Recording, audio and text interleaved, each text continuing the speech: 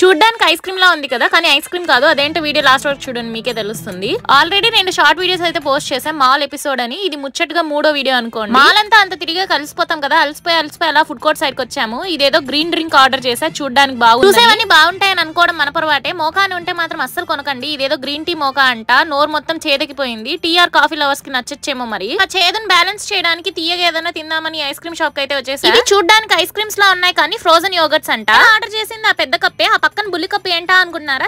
చెప్తా దాని గురించి కూడా. పెద్ద కప్ లో వచ్చేసరికి ప్రొమోగనెట్ ఫ్లేవర్ యోగర్ట్ కప్. వీటికి టాపింగ్స్ కూడా వేసుకోవచ్చు, మళ్ళీ దానికి సెపరేట్ రేటు. నీకు తెలుసుగా మాల్లో వాటర్ బాటిల్ కొన్నా వాచిపోద్దని, అందుకే టాపింగ్స్ వేయించుకోలే. ఒట్టిదే తిందామని ధైర్యం చేస్తే ఇది పుల్లగా చల్లగా ఉంది. దానికన్నా ఈ పక్కన ఉన్న బుల్లి కప్ లోదే బాగుంది. ఇంకా అదేంటి అనుకుంటున్నారా? బుల్లి కప్ లో ఉన్నది చాక్లెట్ యోగర్ట్. మనం కొనుక్కునే ముందే ఏదైనా శాంపుల్ తీసుకొని టేస్ట్ చేసి నచ్చినవి ఆర్డర్ చేసుకోవచ్చు. ఆ శాంపులే ఇది. నాకు ఆ విషయం తెలియక ముందుగానే ఆర్డర్ ఇచ్చేసి తర్వాత ఈ శాంపుల్ తీసుకున్నా. మీరు ఎప్పుడైనా గ్రీన్ టీ మోకా ట్రై చేసి ఉంటే కమెంట్ చేసేయండి.